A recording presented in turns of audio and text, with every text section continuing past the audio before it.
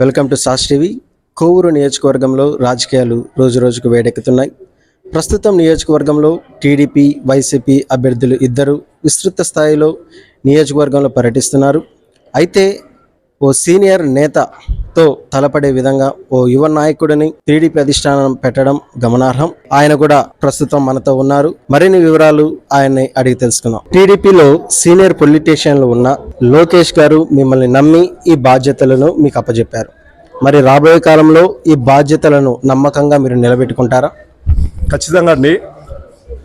యువతని రాజకీయాల్లో ప్రోత్సహించాలి అనే ఒక సదుద్దేశంతో స్వర్గీయ శ్రీ నందమూరి తారక రామారావు గారి శత జయంతిని పురస్కరించుకొని యువతకి 40% సీట్లు ఇస్తాము, ఈసారి ఎమ్మెల్యే సీట్స్ కానీ ఎంపీ సీట్స్ కానీ ఇస్తామని చెప్పి సదుద్దేశంతో తీసుకున్న నిర్ణయంలో భాగంగా మొదటిగా నా పేరుని అనౌన్స్ చేశారు. అయితే ఈ పేరుని ఇన్ఛార్జ్గా అనౌన్స్ చేసే ముందు కూడా నేను తెలుగు యువతలో యాక్టివ్ రోల్ పోషించాను. ఎన్నో విద్యార్థి ఉద్యమాల్లో నేను పోటీ చేశాను. యువత పడుతున్న సమస్యల మీద పోరాటం చేయడం జరిగింది.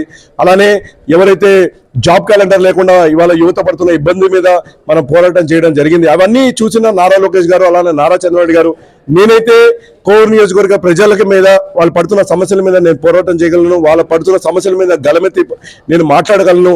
ప్రజలకి ఇక్కడ ఈ ప్రాంత ప్రజలు సొంత గడ్డ, నేను ఇక్కడ పుట్టిన బిడ్డని, అందుకని ఈయనైతేనే కరెక్ట్ అని చెప్పి ఒక సదుద్దేశంతో నాకు బాధ్యతలు అప్పచెప్పారు. ఆయన నాకు ఏ రోజైతే నాకు బాధ్యతలు అప్పచెప్పారో ఆ రోజు నుంచి కూడా నేను నా మీద పెట్టిన బాధ్యతని నేను నెరవేర్చాను.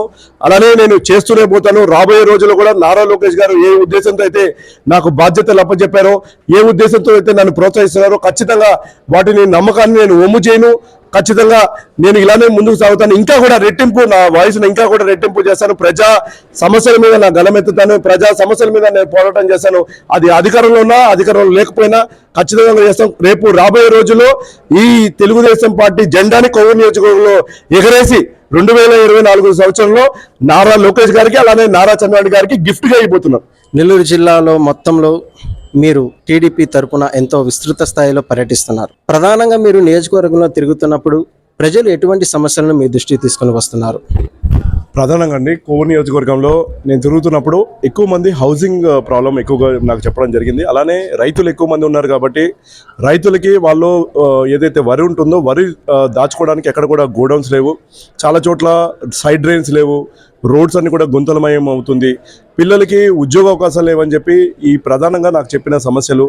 అలానే ఏవైతే మనకి కొన్ని సైడ్ సింగిల్ రోడ్స్ ఉన్నాయో, సింగిల్ రోడ్స్ వల్ల యాక్సిడెంట్స్ జరుగుతున్నాయని ఇప్పుడు మన కోవూరు నుంచి అదే పడుగుపడి వచ్చే రోడ్డు సావులచింతల దగ్గర అది సింగిల్ రోడ్ ఉంది. ఆ సింగిల్ రోడ్ వల్ల చాలా మందికి యాక్సిడెంట్ జరుగుతున్నాయని చెప్పి కొంతమంది ఆ సమస్య చెప్పారు. ఇలాంటి ఎన్నో చాలా సమస్యలు నాకు చెప్పడం జరిగింది. ఇవాళ దాకా నేను దాదాపు 55,000 ఇల్లుల్ని నేను టచ్ చేశాను. ఒక్కొక్కరు ఒక్కొక్క సమస్య ఇచ్చారు. అయితే ఈ సమస్య చెప్పినవన్నీ కూడా మేము నోట్ డౌన్ చేస్తున్నాము. రేపు తెలుగుదేశం పార్టీ అధికారంలో వచ్చిన తర్వాత ఇవన్నీ కూడా ఏ ఏరియాలో మనం తిరిగామో, ఏ సమస్య మనం చెప్పామో ఇవన్నీ కూడా రేపు మన ప్రభుత్వం రాగానే ఇవన్నీ కూడా పరిష్కరిస్తాం. ఇదండి పరిస్థితి. ప్రస్తుతం పోలంరెడ్డి దినేష్ రెడ్డితో మనం మాట్లాడాం. ఆయనపై వస్తున్న దుష్ప్రచారాలను ఆయన ఖండించారు.